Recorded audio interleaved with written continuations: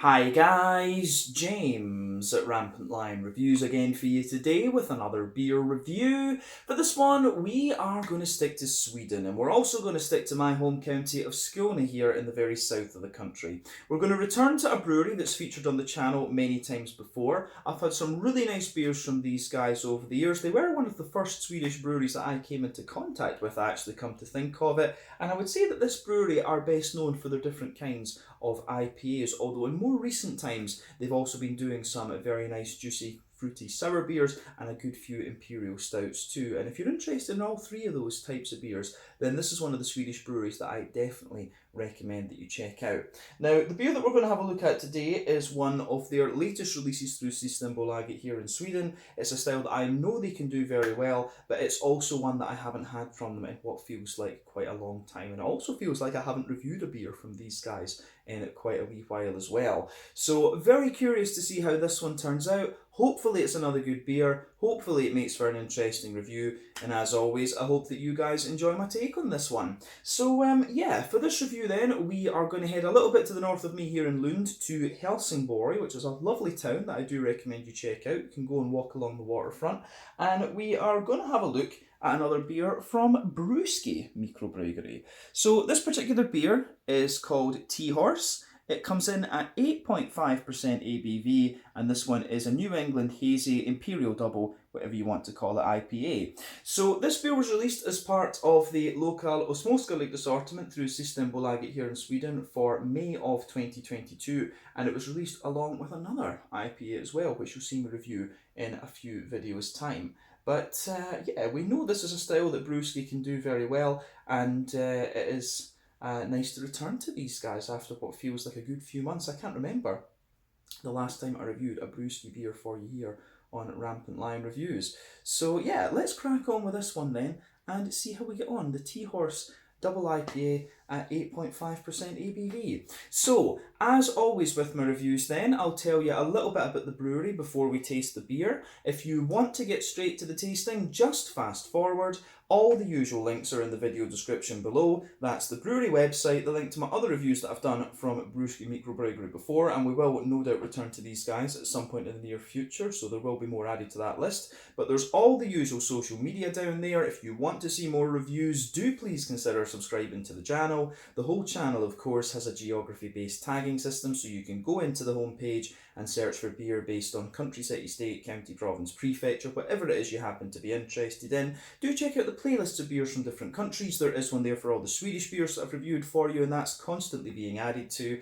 And as always, please do get in touch and let me know some of the other beers and breweries that you guys would like to see me review. It's always great to hear from you guys that are watching the videos, and the support that you show the channel is hugely appreciated. So anyway, on to my brewery notes then to tell you a little bit about Brewski Mikrobryggeri once again. So Brewski Mikrobryggeri, as I've told you before, was founded back in 2014, and they're based in Helsingborg in the northwestern corner, if you like, of Skåne here in the very south of Sweden. So the founders of this company are Marcus Hjalmarsson, Johan Britsen, Alfred Olsen and Robin Skoglund, and all of these guys were really inspired to get into the craft beer industry, having tried the West Coast American craft beers. So Marcus was the main man behind the brewing, and he was originally associated with the High Nose brand of beer, which was brewed at Hugines Brewery out on the Kullaberg Peninsula, just to the northwest of Helsingborg. Again, a very beautiful place that I do recommend you go and check out. So the original Brewski beers were brewed up there at Hugines Brewery, but these days they have their own brewery in the old train yard to the south of the Helsingborg central station, and this brewery has the capacity to produce around 100,000 litres of beer per month. So in 2016 they started their own beer festival called Brewskival, and that first year it had over 40 different brewers, and it's continued to expand year on year. I went to the one after that in 2017, and I've been to all of the ones since, so we need to see about getting back to it this year because it is a very good festival. And this one, since 2018, they've also had their own bar called Barski as well, which is in the central part of the town there. So you can get some very nice ramen there. The chef is Japanese, so it is authentic. But they used to open up the brewery once a month and call it Barski. But of course, since 2018, they have had their bar in the centre of the city.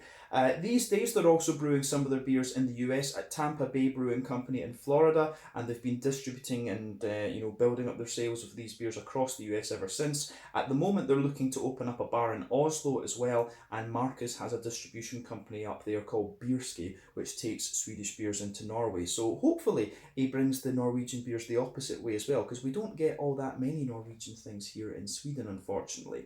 But at the moment, these guys are looking to open up a new bar in Helsinki as well, and one in Copenhagen, from what I gather. So we need to see how that progresses over the next little while. But they're producing around 350,000 litres of beer per year just now, and as of May 2022, when I'm filming this review for you, these guys have produced around 400 different kinds of beer, according to Untappd. That figure I gave you might actually be out of date, and I'm not sure whether that includes the stuff that they're brewing over in America, but yeah, these guys are doing quite a wee bit.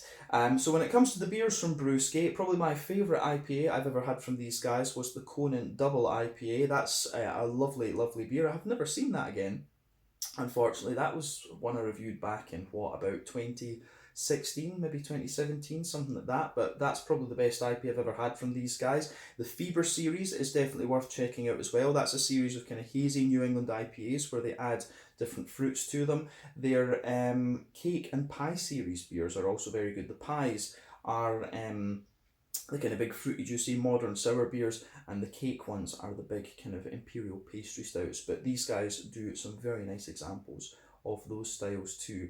But yeah, I've also got a Pilsner that I need to try from these guys at some point fairly soon too. But yeah, this brewery are best known for the kind of IPAs, to be honest with you, and the sours and imperial stouts that they've been producing recently have also been very, very good.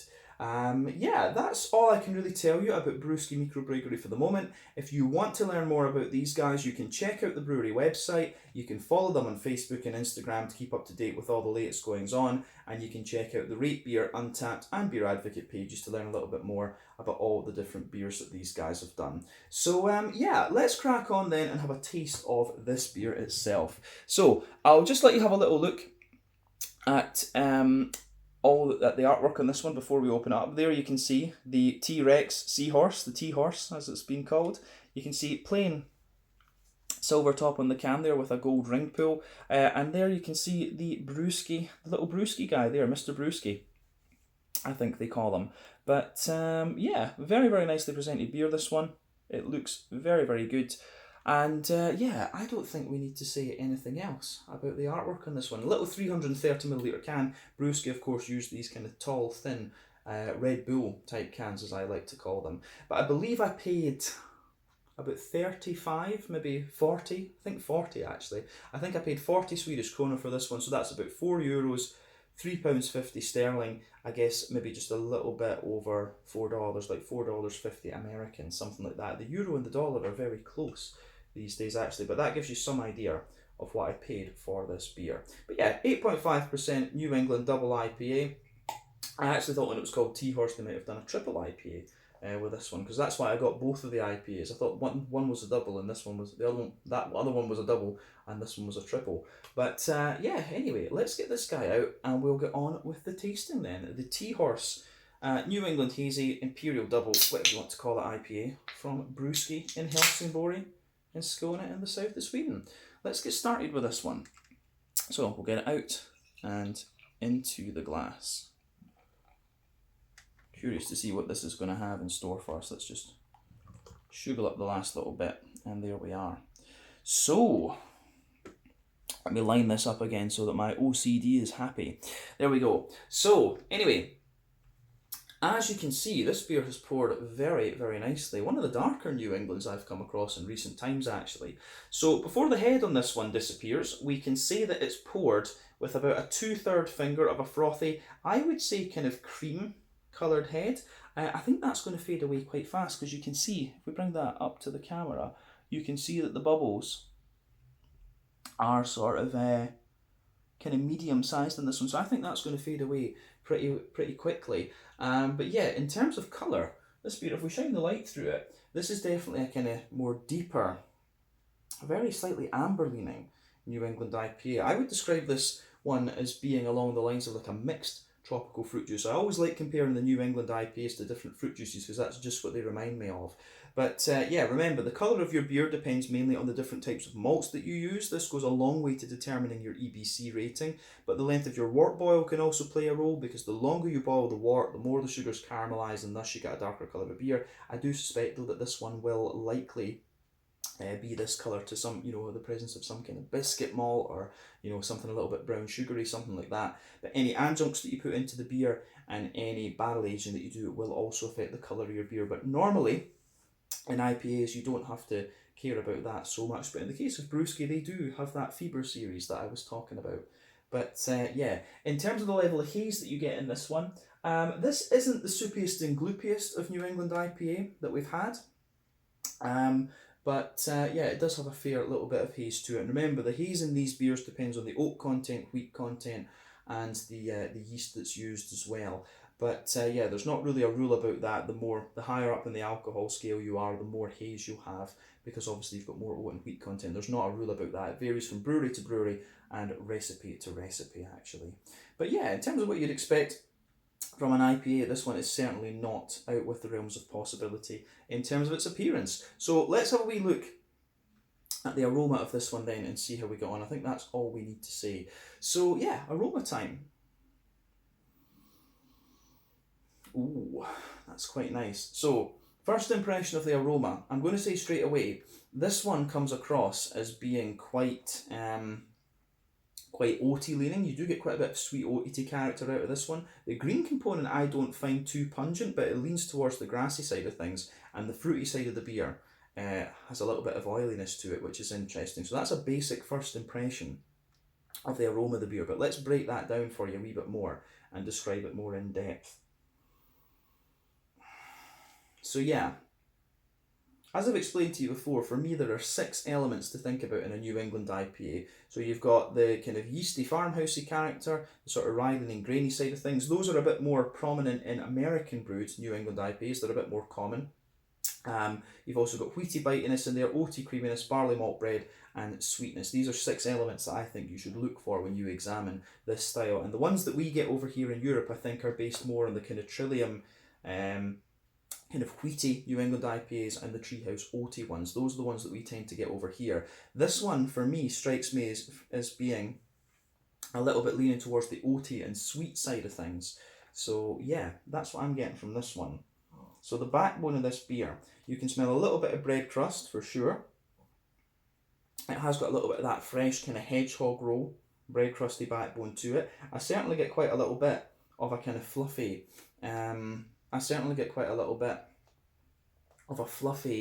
white bready sort of thing out of it as well. You can smell some of that barley malt backbone. In the back of the nose, you do get a wee bit, you get a nice little bit of wheaty bitiness for sure. So yeah, bit of bread crust, soft fluffy white bread, bit of wheaty bitiness in there too.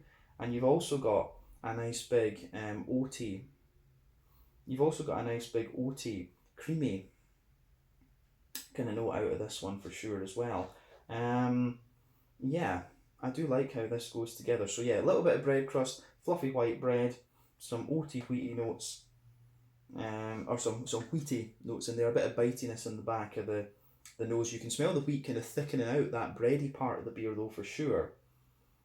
And then on top of that, you can smell the oats. The oats in this one don't smell overly creamy. They actually smell a little bit drier, so I'm wondering how long this beer has kind of sat for in the cans. As I've always said to you, the oaty side of a beer is usually a good indicator of how old a New England IPA is. The more creamy it is, the more fresh it is, but if you start to smell a bit of dryness to the oats, usually that means the beer will have been sitting for a little bit. But on the sweeter side of things for this one, I do get a little bit of a McVitie's digestive biscuity character to the beer, and you can also smell a good little bit of that Werther's Original butter candy, butterscotchy type thing out of this one. But that's kind of to be expected a little bit because it is 8.5% ABV, so keep that in mind. But yeah, other than that, I don't think we have anything we really need to say more about the malt base. So on the hoppy side of things, there's a little bit of earthiness to this beer for sure on the green component, but not too much. There's a nice bright floral aromaticity for sure, but I do get quite a little bit of grassiness out of this one, and the grassiness for me has a wee touch of zesty character to it. And the more that you smell of this beer, I think the more pungent the floral side of things becomes, because when I first smelt this, I didn't think the green component was all that prominent. I thought it was really leaning towards the grassy, zesty side of things, but there's more of that floral character coming out of it now. So that's worth, pardon me, bearing in mind with this particular beer. Yeah, I like it. I do like this. So on the fruity side of things then, this one's quite interesting because I actually get quite a little bit of pungent tropical fruit to this. I'm getting quite a wee bit of a kind of slightly stronger passion fruit, so I'm wondering, could there be a bit of Galaxy or a wee bit of Citra in this one? So yeah, definitely a wee bit of that more pungent passion fruit for sure as well. In Brewski, I always remember having quite a zippiness to their beers. They always like to have a good little bit of a citrusy zest to them and a little bit more of a pungent tropical fruit. So I'm getting the feeling this one might go down those lines actually. But yeah, for me, wee bit of more pungent passion fruit to this one, but at the same time you do get quite a nice bright and juicy mango for sure. There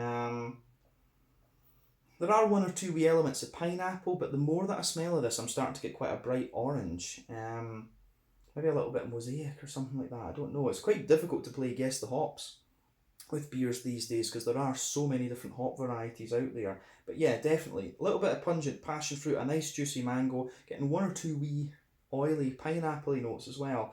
And the more that I smell of it, I'm starting to get a wee bit of an orangey note, but also a little bit of a kind of, I do also get a wee touch of a limey zest. And there's also, there's something telling me there might be a wee bit of Sabro in this, to be honest with you. It might be something like Citra and Sabro that's in this beer, or a little bit Galaxy and Sabro, something like that.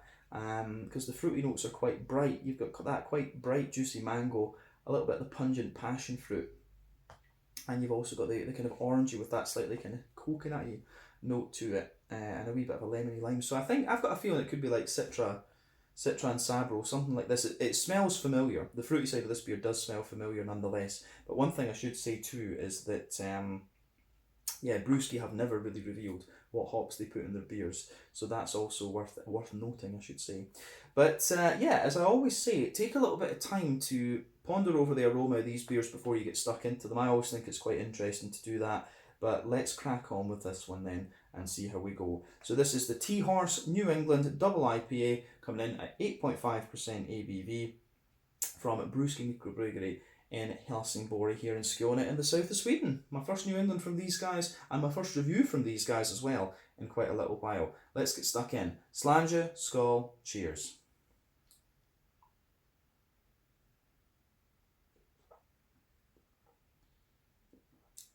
Ooh.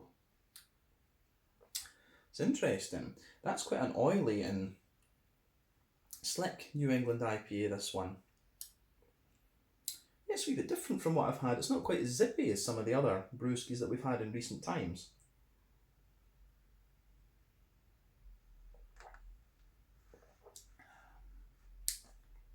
But it's nice enough. Does it have a canned on date? Best before the 29th of the 9th, 23. So maybe it's been canned at the end of on the 29th of March or something like this. Because in fairness, the thing I do get with this, it does feel as if it's been sitting a little bit, this, to be honest with you. It doesn't feel as if it's at its prime freshness, so you can just taste it a little bit in the oats.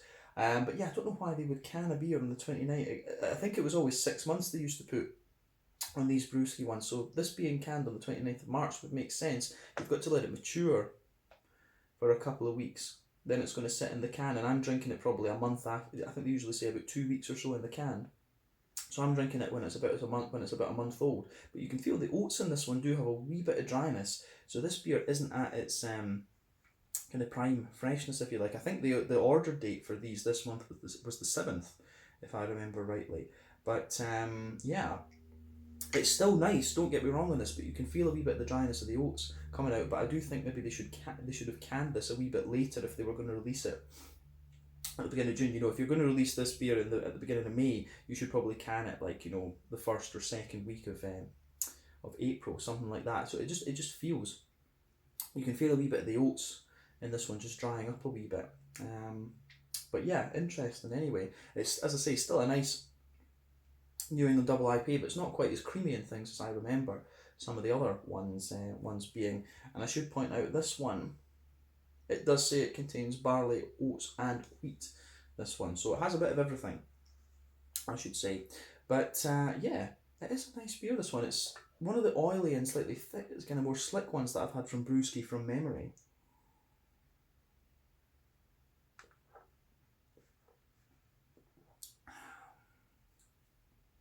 So yeah, quite a first impression of it is it's quite a wet, oily and quite slick New England IPA, but it has got a wee bit more of a kind of American IPA vibe to it, this one. You know how you get these IPAs that are a hybrid between the West Coast and the New England? It's definitely got a wee bit of the kind of juicy side of the New England, but it has got a bit of the sweetness of the West Coast at the same time. So this is quite an interesting one, actually. It seems more like one of these American IPAs that you get, to be honest with you. But let's break it down and describe the beer a wee bit more kind of in depth. So, start with the middle third of the palate, as we always do.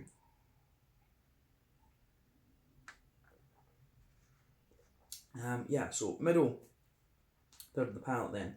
You've got the backbone of the beer there. You can feel that little bit of a kind of fresh bread, hedgehoggy bread crusty kind of quality. That forms the backbone of the beer. On top of that, you get the kind of fresh, fluffy white bread, and it actually feels like quite a thin and almost like quite crisp and slightly dry bready character that you get out of this one. So that's quite interesting. So a wee bit of bread crust and a thin, kind of crisp white bready layer from the barley malt. You can feel the wheat sitting on top of that a little bit. And the wheat in this one also adds a wee bit to that kind of slight dryness you get in the malt base, which is quite interesting. And I would say the other thing I would say about this beer is that for an 8.5%, the malt base doesn't feel overly thick, and it's not the creamiest of New England IPAs either. And that kind of further adds to my postulation that I made that this feels a bit more like one of these American IPAs that you get. So yeah, bread crust, crisp white bready layer, wee bit of wheaty density to it as well. Then on top of that you get the oats, and the oats, as you go down the middle kind of groove, the middle line of your tongue if you like, you can feel the oats have a wee bit of creaminess there, then they show a little bit of sweetness on top of that. But as you move out towards the edge of the palate, you will get a wee bit of dryness out of the oaty character in this beer for sure.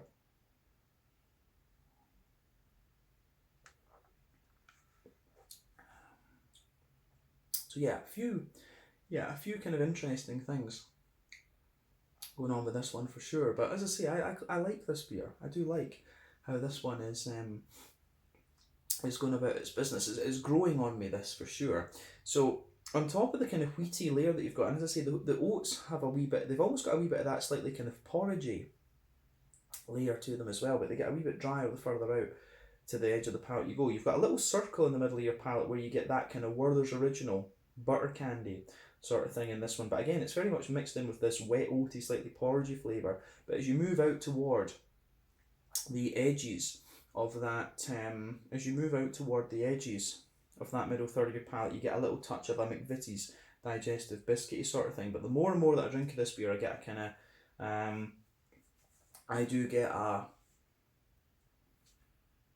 kind of that wet kind of porridgey oaty kind of character with this one. But it's an interesting beer for sure. I like this. So border region between middle third and back third of the palate, you get a little bit of that kind of bready build up if you like.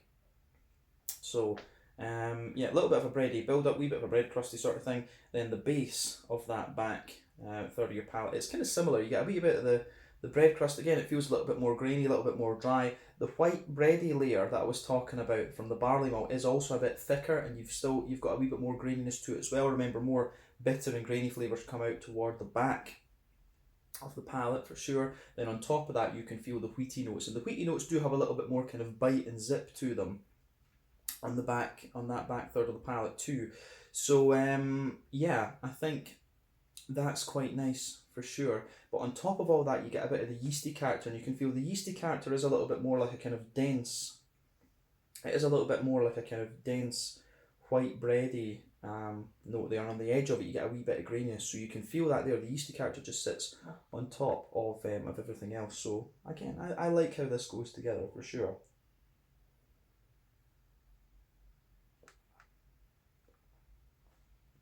So yeah, the way everything goes together there is quite nice. But yeah, the more that I drink of this beer, the more that I think as a New England, it starts to lean toward the kind of barley malt side of things. The yeasty character actually has a fair wee bit of presence in this as well, because in the back third of your palate you start to get a little bit of like cracker, and you start to get a wee bit of a kind of crackery, farmhousey sort of thing. So yeah, it's interesting for sure. But in the back third of the palate, the flavour is a little bit taller. Then as you come further forward, it the flavours just condense down a wee bit, and then they just feel that bit more kind of thick, if you like. But let's move on to the green component of this beer.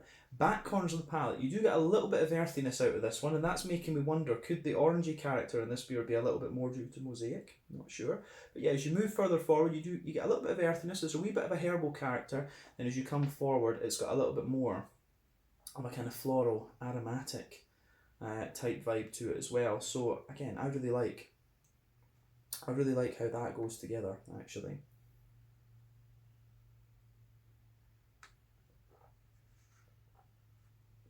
Yeah, so nice, bright, and a floral aromaticity there, but it's not overpowering actually. The floral component in this beer isn't too overpowering. I think this one's mainly a late edition or dry hopped beer, this one. Remember, 3 types of dry hopping. Early edition hopping gives you lots of bitterness. Late edition hopping within the last half hour gives you a wee bit of bitterness, mainly flavour and aroma. Dry hopping gives you, after the wort boil, gives you completely flavour and aroma. And this one, the green component isn't overly deep, so I think this is mainly a late edition and dry hopped beer, this one. West Coast IPAs tend to use all 3.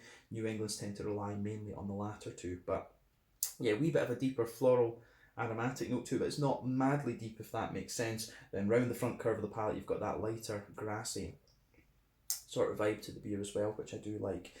But yeah, let's focus on that front third of the palate and the kind of fruity flavours of the beer. So the border region between front third and middle third of the palate, you get a little bit of a kind of bready build up there. Then the base of that kind of front third of your palate is a wee bit more kind of bread crusty and oily. Sorry, a wee bit more of a kind of bread crusty and grainy sort of thing. So that's interesting too. But on top of that, you get that nice oily bubble where the juicy fruity esters roll the way out of the beer, and that's what we're going to focus on just now. The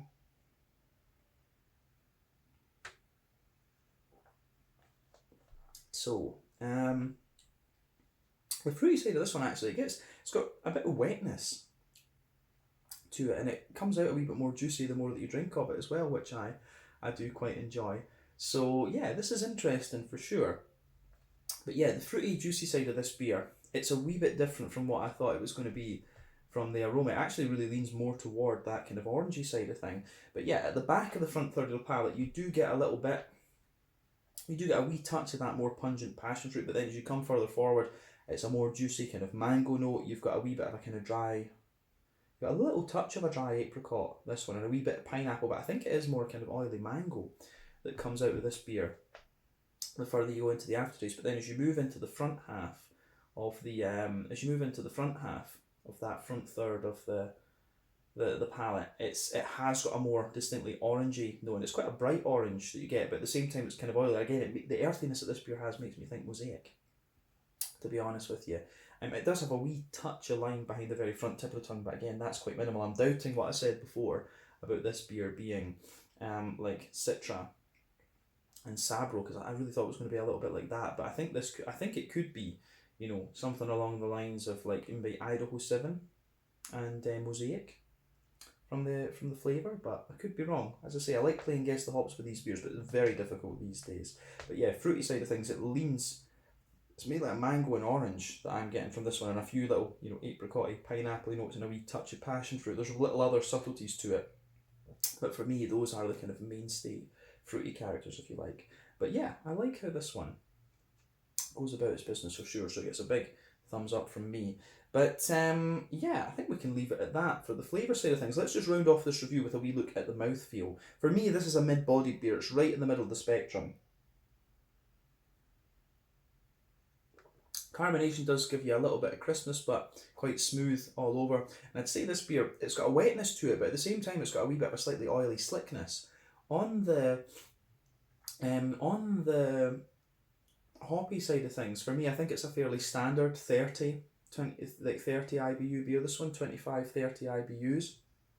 The malt base, as we said, quite grainy and bready. This is really more of a, it's really more of a kind of barley malt bready sort of thing that you get out of this one. And you've also got a little bit of sweetness to the malt base there too. But the fruity side of things, it's quite wet, and as I say, you've got a good balance between the kind of orangey, citrusy, and the kind of soft tropical fruit side of things. So yeah, I really like how this beer goes about its business actually, but it does strike me stylistically, it feels a little bit more like some of these beers that are dubbed American IPAs. It's got a little bit of the kind of breadiness and stuff that you would expect in the New England, but it's got a bit of the sweetness of the West Coast, and the fruits for me in this one are a wee bit more kind of West Coasty too. But yeah, it's interesting. It's been interesting to try this one. My first IPA from Brewski in quite a wee while. So yeah, this one was the Tea Horse, a New England double IPA, 8.5% ABV from Brewski Mikrobryggeri, Helsingborg here in Skåne. Let's leave it there. Once again, thank you for watching my beer reviews. Until the next time, please like, subscribe, share, all the usual YouTube stuff. Let me know your own thoughts on this beer in the comment section below. Let me know what your favourite beers are from Brewski as well, and we will no doubt return to these guys at some point soon. In the meantime, check out my social media, check out their social media, and I will catch you guys on the next review. Slange it, skull, cheers, and thank you for your support.